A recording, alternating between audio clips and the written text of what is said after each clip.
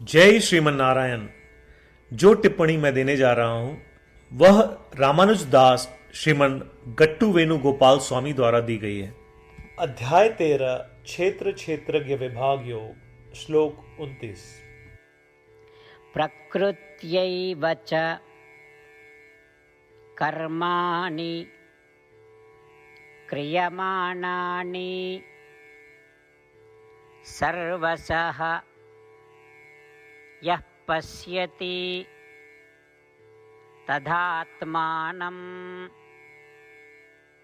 अकर्तारं स पश्यति। ओम। गीताचार्य श्री कृष्ण परमात्मा अर्जुन के साथ हम सभी को क्षेत्र क्षेत्रज्ञ विभाग योग सिखा रहे हैं। परमात्मा कह रहे हैं, अर्जुन, सभी कर्म प्रकृति द्वारा ही किए जाते हैं। प्रकृति का अर्थ है शरीर, अर्थात सभी कर्म शरीर द्वारा किए जाते हैं। इसके अलावा इस शरीर में आत्मा है जो ज्ञान का स्वरूप है, लेकिन आत्मा करता नहीं, शरीर ही करता है। पर इस शरीर से संबंध और शरीर के कारण होने वाले सुख दुख का अनुभव आत्मा में क्यों होता है? यह इस विचार के कारण ही होता है कि मैं शरीर हूं और मैं सभी कर्मों का करता हूं, जो कि गलत है।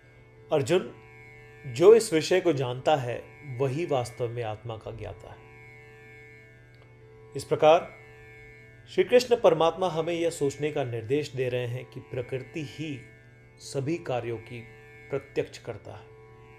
इसलिए हमें निरंतर यह महसूस करना चाहिए कि हम शरीर से अलग हैं, कि शरीर ही अपने माध्यम से होने वाली सभी चीजों का वास्तविक करता है और हमें निरंतर आत्मा का ही ध्यान करना चाहिए। श्री कृष्ण परमात्मा की शिक्षाओं का ध्यान करते हुए हमें श्रीमन नारायण को प्राप्त करने के उद्देश्य से अपने शरीर का सर्वोत्तम उपयोग करना चाहिए। आइए हम श्रीमन नारायण के प्रति समर्पण करें और श्री कृष्ण परमात्मा के शब्दों को श्लोक के रूप में वैसे ही दोहराएं जैसे वे हैं।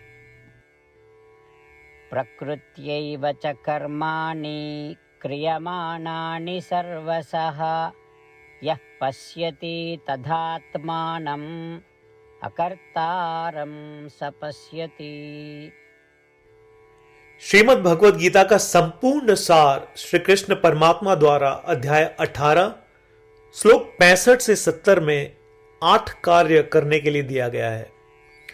श्री कृष्ण कहते हैं, मुझे वे लोग पसंद है जो इन 8 बातों का पालन करते हैं। मैं उन भक्तों की हर प्रकार से रक्षा करूंगा। श्री कृष्ण परमात्मा द्वारा बोली गई संपूर्ण भगवद गीता को सुनने के बाद अर्जुन कहते हैं, करिष्ये वचनम तव, जिसका अर्थ है, कृष्ण, मैं वैसा ही करूंगा जैसा आप कहेंगे। यही कारण है कि श्री कृष्ण ने अर्जुन को सभी प्रकार की सफलताएं और जीत प्रदान की है। आइए परमात्मा को वचन दे कि हम इन 8 कर्मों का पालन करेंगे। ऐसी कोई पूजा, तप या यज्ञ नहीं है जो परमात्मा को यह शब्द देने से बढ़कर हो। मैं कहूंगा कि ये 8 प्रतिज्ञाएं हमें करनी चाहिए। कृपया आप सभी इन्हें अपने दिल और दिमाग में सोचें। इस प्रकार श्री कृष्ण को अपना वचन देते हुए आइए हम सभी श्री कृष्ण के सुंदर चेहरे को खुशी से चमकते हुए देखें और आनंद का अनुभव करें। जय श्रीमन नारायण। ये है हमारे 8 वचन। हमारा पहला वचन, हे श्रीमन नारायण, जैसा आपने निर्देश दिया मैं हमेशा आपका ध्यान करूंगा और आपके बारे में सोचूंगा। हमारा दूसरा वचन, हे श्रीमन नारायण, जैसा कि आपने सलाह दी मैं हमेशा आपका भक्त रहूंगा। हमारा तीसरा वचन, हे श्रीमन नारायण, मैं अपने सभी कार्य आपकी सेवा के रूप में और आपकी संतुष्टि के लिए करूंगा। हमारा चौथा वचन, हे श्रीमन नारायण, जैसा कि आपने अनुसरण करने के लिए कहा था, मुझे पूरा विश्वास है कि मैं आपका हूं और मैं हमेशा अपने हाथ जोड़ूंगा और आपको नमस्कार करूंगा।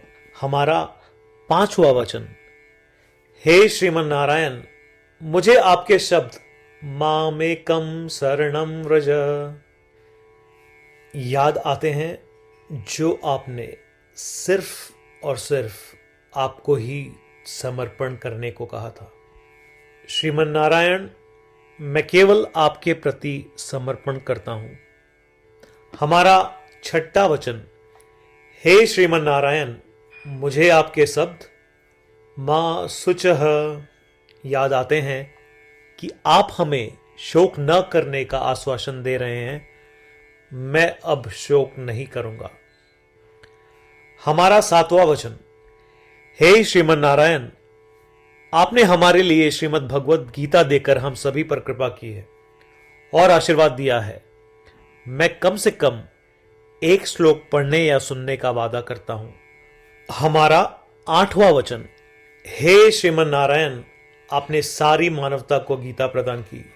मैं गीता में आपके दिव्य शब्दों को उन भक्तों तक फैलाने का प्रयास करूंगा जो गीता से अपरिचित हैं।